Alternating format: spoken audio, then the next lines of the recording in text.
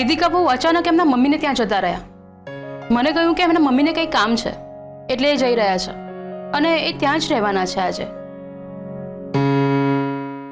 ઠીક છે. મોટી બેન, તમે એમને કંઈ કહેતા કેમ નથી? બેબી, જેમણે આ ઘરને આ પરિવારને ક્યારેય પોતાનો માન્યો નથી એમને કહેવાનો શું અર્થ? છોડો એ બધી વાત. હાલો. તો એ મારા માટે ગિફ્ટ લાવ્યા છો? ખોલીને જુઓ તો. વાહ, સોનાનો સિક્કો. પગે લાગુ. સુખી રહો, આમ જ હસતા રહો, ખુશ રહો. આમાંથી સોનાની વીંટી કરાવી લેજે. સારું. આવું કેસર, તમારે અમારું કંઈક કામ હતું? કામ એટલે અંદર આવીને કહું તો ચાલશે? અરે આવ આવ. આજે અખાત્રીજ એટલે અક્ષય તૃતીયા છે ને, એટલે હું તમારા માટે ગિફ્ટ લાવી છું.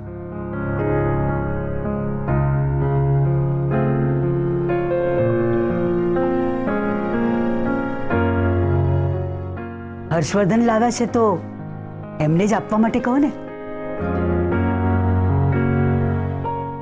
અચ્છા, એટલે કાલે તું સાંજે બહાર ગઈ હતી એ આ ગિફ્ટ લેવા જ ગઈ હતી ને?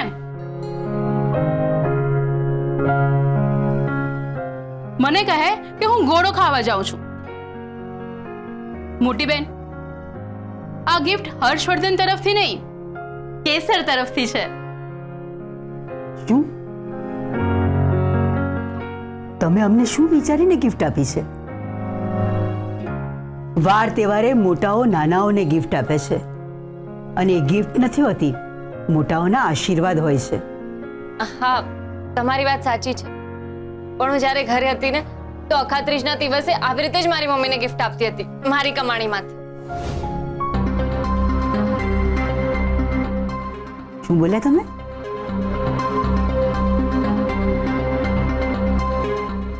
કમાણી એટલે વારે તહેવારે વડીલો જે રૂપિયા આપે ને એને હું ભેગા કરતી હતી અને એમાંથી મમ્મીને ગિફ્ટ આપતી હતી. પણ આ વખતે તો અહીંયા છું ને તો મને થયું કે મમ્મીને ગિફ્ટ ના આપી શકું તો કાંઈ નહીં, પણ મમ્મી જેવા સાસુમાં એટલે સાસુમાં ને માસી સાસુ તો છે ને, તો એમને ગિફ્ટ આપો. તમે આ ગિફ્ટ અમારા બંને તરફથી જ સમજો. તમે મારા સાસુમાં છો, મમ્મી નથી, એ વાત મને ધ્યાનમાં છે. શું છે ને કે વડીલો તો વારે તહેવારે એમના આશીર્વાદ રૂપે આપણને ગિફ્ટ આપતા જ હોય છે. નાનાઓએ પણ કાયમ નહીં પણ ક્યારેક ક્યારેક તો મોટાઓને ગિફ્ટ આપવી જોઈએ ને, આમ થેન્ક યુ કહેવા માટે. સાસુમાં, તમારા આશીર્વાદ માટે સાચે જ થેન્ક યુ.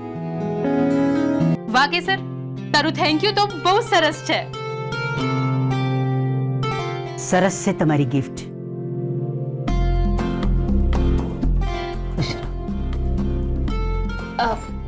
હું જાઉં? હા, લાવ આ સાડી મને આપી દો. મારી પાસે હવે બબ્બે સાડી થઈ જશે. તમને શું કામ આપું? તમારી પાસે તો સાડી છે ને. આ અરે પણ તમે નાનાઓ પાસેથી ગિફ્ટ ક્યાં લો છો? તમે તો નાનાઓને ગિફ્ટ આપો છો. અને હું તમારાથી નાની છું ને તો આ મને આપી દો, હું પહેરીશ. અને આમ પણ કેસરે તમને આ સાડી આપી છે તો તમે તો નહીં જ પહેરો ને? ના, એવું કાંઈ નથી. મોટાઓને ગિફ્ટ આપી એમનો આભાર વ્યક્ત કરવો, નાની વહુની આ લાગણી અમને ગમી. એટલે અમે એમની આ લાગણીનું માન રાખીશું. હા, એમનામાં જરા છોકરમત છે. I must appreciate Har genuine gesture.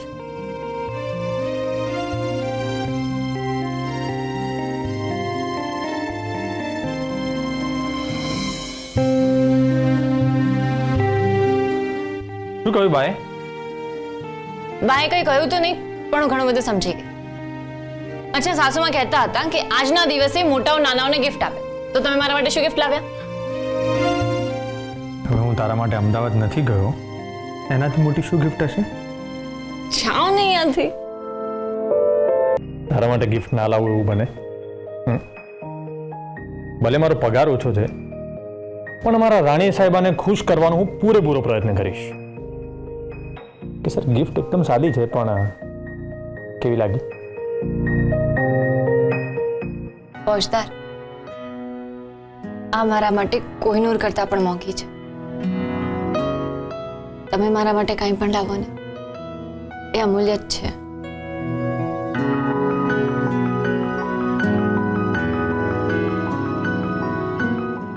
પણ કેસર, હવે આંખમાંથી એક પણ આંસુ ના ટપકવું જોઈએ. એટલે એટલે એમ કે જે અમદાવાદ જવાનું કેન્સલ થયું હતું ને, એ ફરીથી જવું પડશે. હા, તો વાંધો નહીં, જાઓ ને. સાચે? અરે વાહ, તું તો એક જ દિવસમાં એકદમ સ્ટ્રોંગ થઈ ગઈ ને. તો પછી ક્યારે જવાનું છે? આજે રાત્રે. આજે રાત્રે? ના જાઓ ને. અરે મેં તને હમણાં તો એકદમ સ્ટ્રોંગ કહી. પણ તમારા વગર નહીં. એવું ના હોય ને કે સર, આપણે પોતે પણ એટલા સ્ટ્રોંગ રહેવું જ પડશે ને. આ ફોજદાર કે ઓલવેઝ તારી સાથે હશે એવું તો નહીં બને. અરે એક જ દિવસનો તો પ્રશ્ન છે.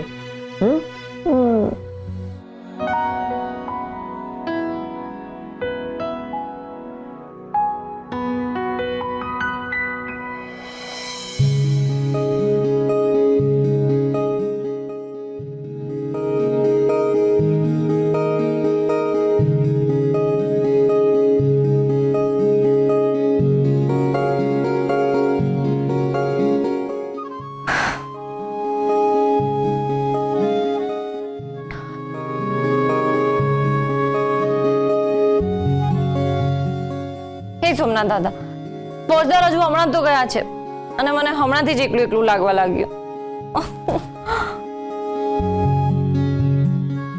ફોજદાર, તમે ક્યાં છો? મને તમારી બહુ યાદ આવે છે. કેસર, જલ્દી સુઈ જા, સવારે જલ્દી ઉઠવાનું છે ને.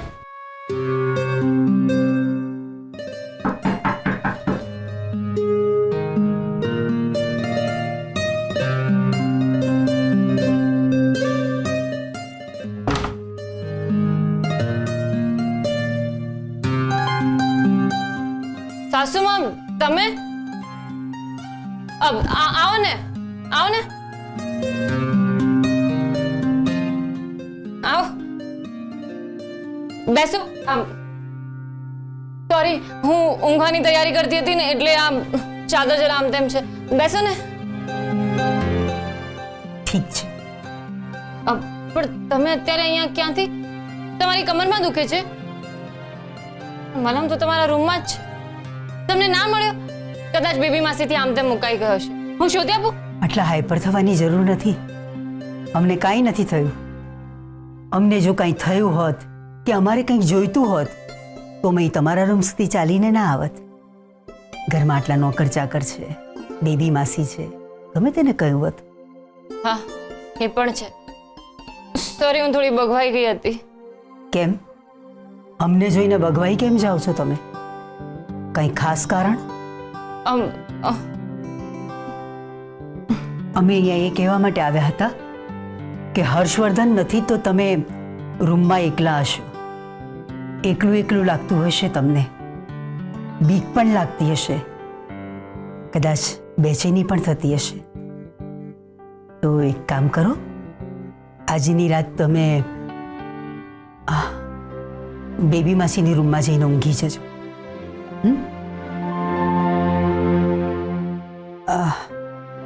ના, બેબી માસીની રૂમમાં તમે ના જતા. એમની તબિયત હજી ઠીક નથી એટલે આરામ કરે છે. તો પછી હું? ચિંતા કરવાનું કોઈ કારણ નથી, એમણે જ કહ્યું છે. પણ આજે એમને આરામ કરવા દો. જી. છતાંય જો તમને એકલું એકલું લાગતું હોય તો તમે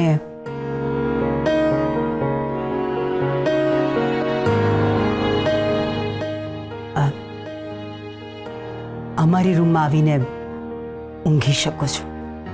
શું? હા.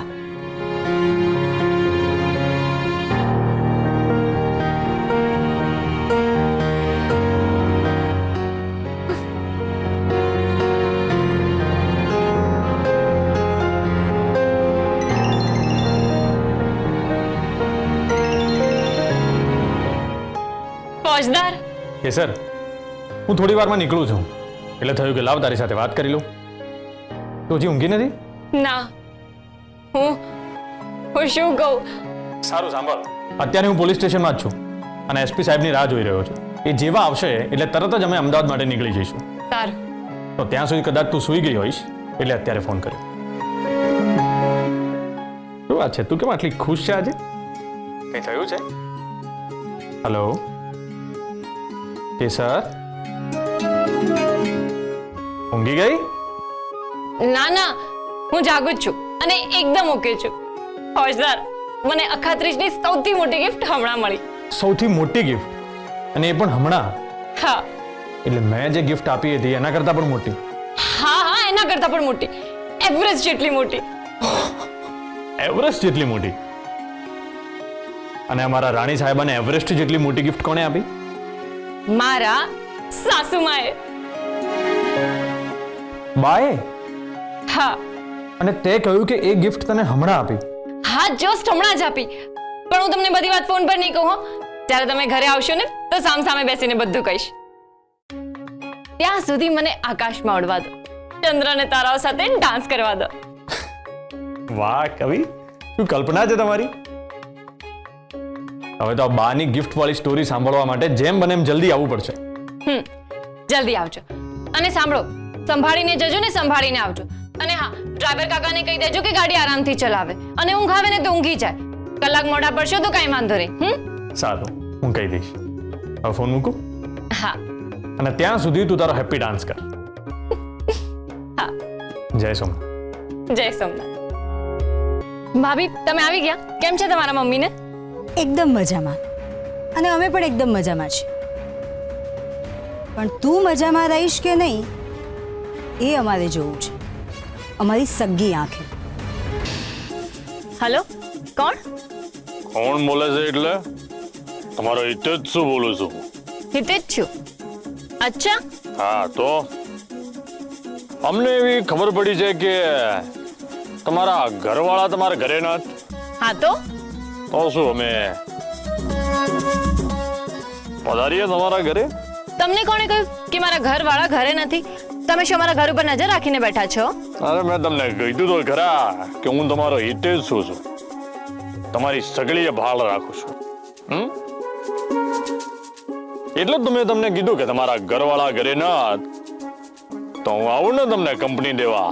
ઓ હિતેજ છું, જો તમે આટલી બધી ખબર રાખો છો તો તમને એ પણ ખબર હશે ને કે મારા ઘરવાળા કોણ છે? અરે એસીપી છે, એસીપી. અહીંયા આવશો ને તો તમારા હાડકા ખોખરા કરી નાખશે. સિંગલ પીસમાં પાછા ઘરે નહીં જઈ શકો. અરે રહેવા દો. એસીપી હોય તો એમના ઘરના, આપણા કોઈનાથી બીતા નતો. પણ તમારા માટે કાંઈ પણ કરવા તૈયાર છે. આ મરદ મુસાલાના બોલ છે.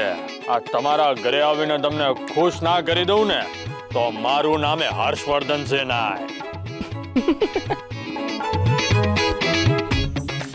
ફોજદાર, તમને શું લાગે છે કે તમે આમ બીજા નંબર ઉપરથી અવાજ બદલીને કોલ કરશો તો મને ખબર નહીં પડે કે તમે કોણ છો? હા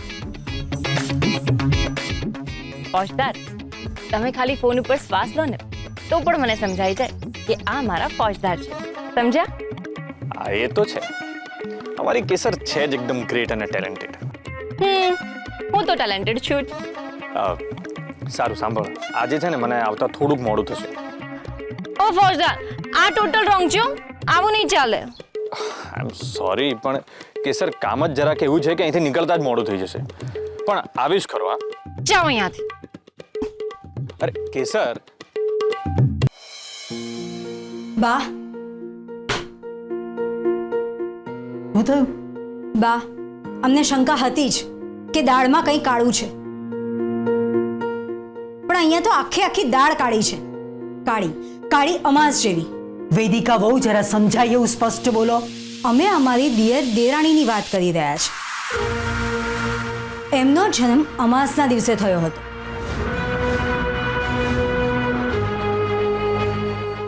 હવે અમને સમજાયું કે અમારા દેરાણીએ કુંડળી બતાવવાની કેમ ના પાડી.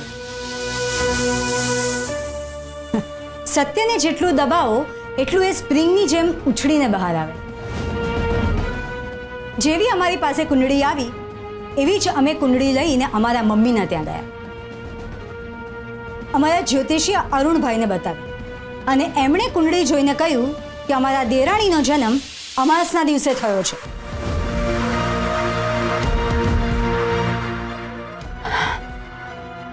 વેદિકા વહુ, અમે તમને કુંડળી બતાવવાની ના પાડી હતી. એમ કહ્યું હતું ને કે પહેલા કુંડળી આવવા દો પછી વિચારીશું. હા બા, તમે તો કહ્યું હતું પણ અમે સમજી વિચારીને અમારું શાણપણ બતાવ્યું. અને શાણપણ ના કહેવાય વેદિકા વહુ, દોડડા પણ કહેવાય. સોરી બા, અમારે તમારી પરમિશન લઈને એમની કુંડળી બતાવવાની જરૂર હતી. પણ બા, સત્યને આપણે નકારી તો નહીં શકીએ ને. અમાસના દિવસે અમારા દેરાણીનો જન્મ થયો. એના લીધે આ ઘર અને આપણે કેટલા અંધારા જોવા પડશે એની કોને ખબર. અમાસનો જન્મ એટલે અપશુકનનો મોટો પહાડ. અમાસનો જન્મ એટલે અપશુકનની મોટી ખીણ. અપશુકનનો એક મિનિટ વેદિકા વહુ, તમે કુંડળી વિશે કાંઈ જાણતા નથી અને તમને આનો અભ્યાસ નથી, એટલે તમે હમણાં આવા વિચાર ના કરશો. વિક્રમસિંહ પાસેથી તમે કુંડળી મંગાવી એ સારું કર્યું. હવે અમારી પર છોડી દો. તમે જઈ શકો છો. અને હા, જતા જતા દશરથભાઈને મોકલશો. જી બા.